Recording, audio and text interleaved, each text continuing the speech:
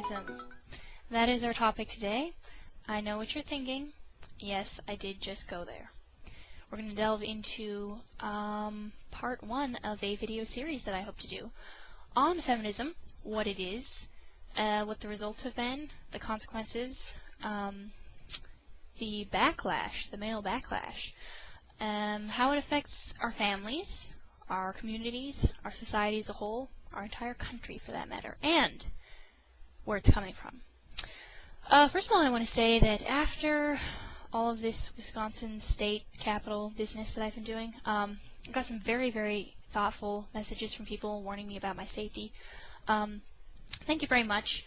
I was careful while I was there. I made sure I stayed by the cops most of the time. Although I don't know how much good it would have done me. I never know whose side they're on, but made sure no one was following me home. You really never know with those guys. But no, came away from that without a scratch, except on my my mental sanity. Okay. I also got a message, a very good reminder on my last video from subscriber Pinegrove33, otherwise known as Bernard Chapin of Chapin's Inferno, a wandering cauldron of politically incorrect commentary. Definitely subscribe to him. He has some awesome stuff. Especially you guys. He's there for the guys. He said, I think you should say nothing to them, as you can convince the left of zero. Isn't that the truth? We are in the market of persuading independents. Leftists are mental patients, not run-of-the-mill Democrats. Those freaks are leftist diehards, etc. So true. Good reminder, because in this culture war, in this political war, there are battles being fought on many fronts at the exact same time, and we need to wisely pick our battles. So, thank you, sir, for that reminder. Alright, I saw a internet quote that goes, "Guys don't know how to treat girls anymore." I believe that's why the lesbian rate is going up. That's right, they don't know how to treat girls, and that's because everyone's telling them something different. Women themselves are giving them mixed signals. I would say that guys and girls don't know how to treat each other anymore, and there are many reasons for that. Is there anything guys don't get blamed for these days? Seriously, everything. Women's issues, family issues, national issues, it doesn't matter what it is, it's always men. Damn those male chauvinist pigs. I mean, really? Of all the cross-sections of society to blame these days for our problems, people act as if women haven't been liberated yet. As Phyllis Schlafly says, women are the most privileged creatures to ever walk the face of the earth. In this country, at least. I want to start off by jumping on the social bandwagon and saying, I'm offended. I am. It seems like the thing to be is offended by something these days. Everything's offensive to someone, isn't it? You know, in the age of tolerance, everyone is more offended than ever. Personally, I'm offended by the term empowerment. It implies that I am lacking something on my own. I'm not good enough the way God made me. I don't need the National Organization for Women to tell me that I'm of worth as a human being. I don't need them. I don't need feminists to make me feel decent about myself, to boost my confidence. I don't need a successful career even to feel fulfilled as a woman. Alright, I want to read an interesting comment that someone posted in response to a comment that I posted on someone else's video titled, "Feminists Beat Me Up on the Internet." Funny and good and sad video, but it was a rant by a blogger who was commentating on some of the comments he got on his blog. At any rate, I commented on his video and said, thanks for what you're doing, good job, voiced my disapproval of feminism. Some woman commented on my comment, and she says, and I quote, "You're disgusting. One of those insecure women who is lacking in some regard, be it looks, intelligence, or otherwise, and so clings to the hope that you can be one of the guys by claiming to share the opinion of the most idiotic guys. I say only the most idiotic because most men I have met are feminists. They do believe that women are not lesser than men, which is all feminism is, obviously." Is that so? Well, you know, my first reaction would have been to be indignant because of just the stupidity of that statement, but honestly, I feel sorry for this woman. She actually believes that feminism is about the belief that women are not lesser than men, which is not what it is. If it ever was about that, it's not anymore. So she needs to get educated. Second, one of those insecure women who's lacking in some regard, you know, I am many things, and insecure is not one of them. In fact, I would say that I often err on the other side. If anything, I'm too egotistical. I'm sorry, but no one who knows me would ever label me insecure. I'm not bragging, I'm just saying that as a matter of fact. Looks, intelligence, or otherwise, you know I'm not the hottest chick on the planet by a long shot, nor do I have a PhD, but I haven't, I don't normally get criticism for my looks or my lack of intelligence. So, coming from someone who doesn't even know me, I just find it amusing. By the way, I understand the crowd that she's referring to when she talks about the women who are lacking in some regard and so hope to be one of the guys by siding with them against feminism. I know those types, I'm familiar with those types. They're the same kind of girl who will pretend to be, who will act lesbian with her female friends because she thinks the guys find it hot. Yes, ultimately they're seeking the approval of the guys or want guys to be attracted to them, so they become whatever it is that they feel that they want. She can't fathom, apparently, that I could disapprove of feminism because I believe that it's disastrous to our culture and because I believe it's a big fat lie. She thinks the only way I could actually be an anti-feminist is because I want guys to like me. Oh. I'm sorry to burst the old bubble here.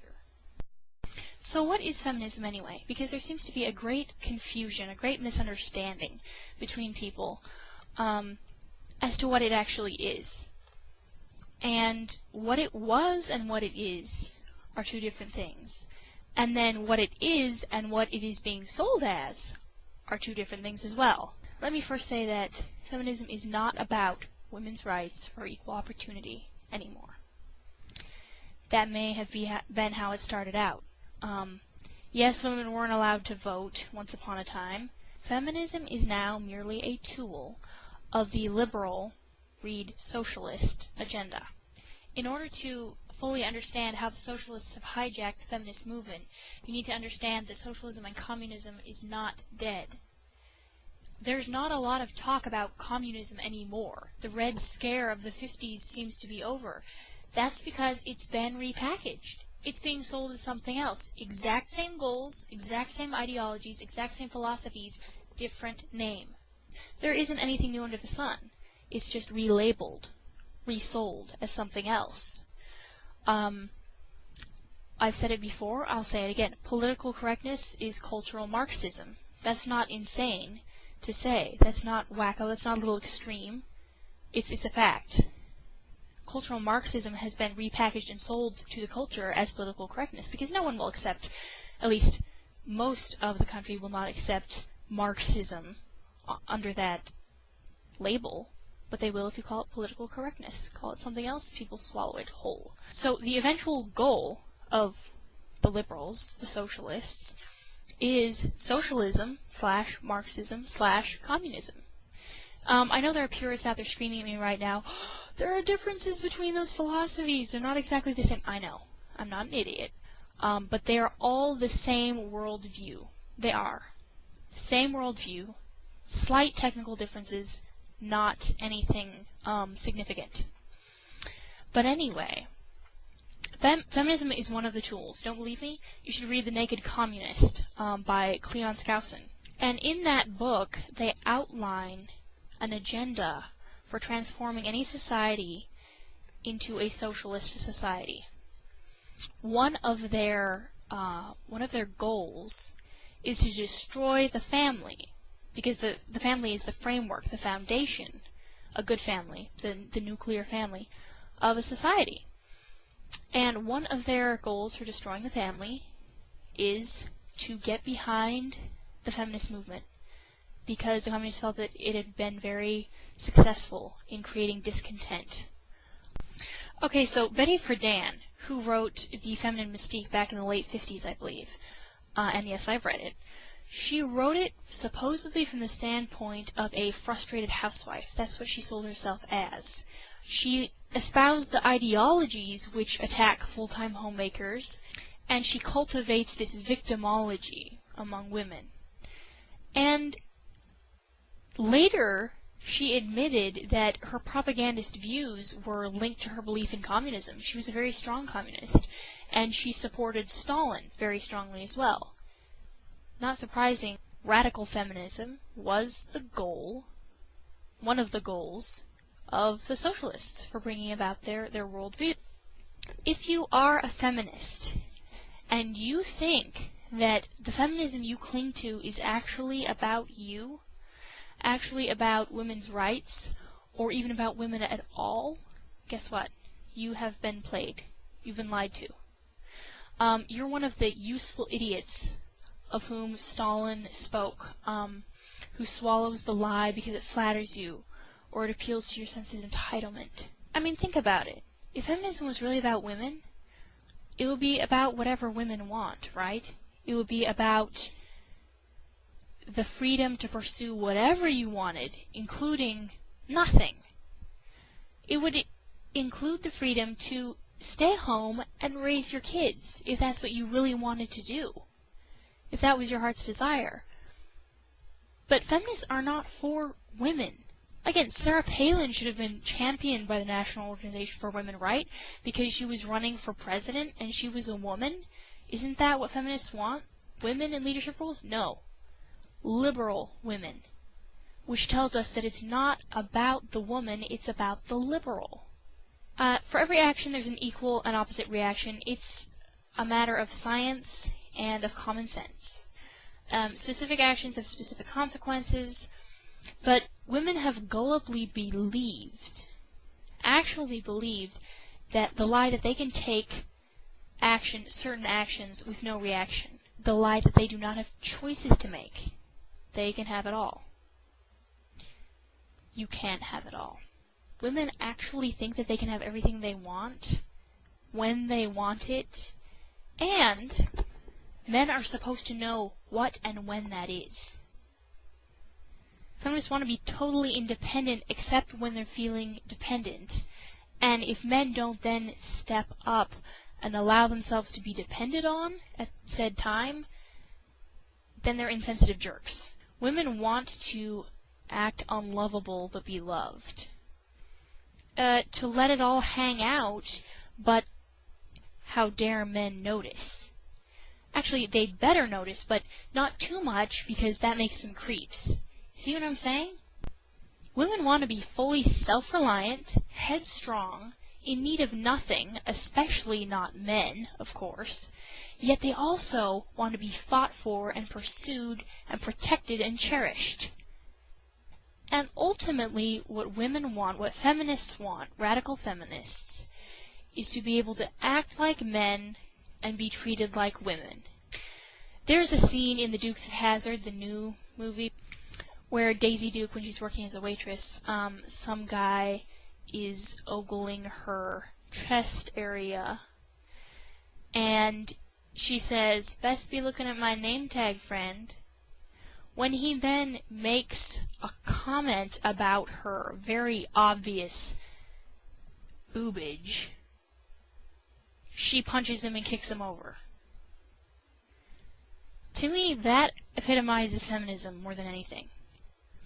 I'm gonna be who I want to be, which is unfeminine, unladylike, but you're gonna treat me like a lady.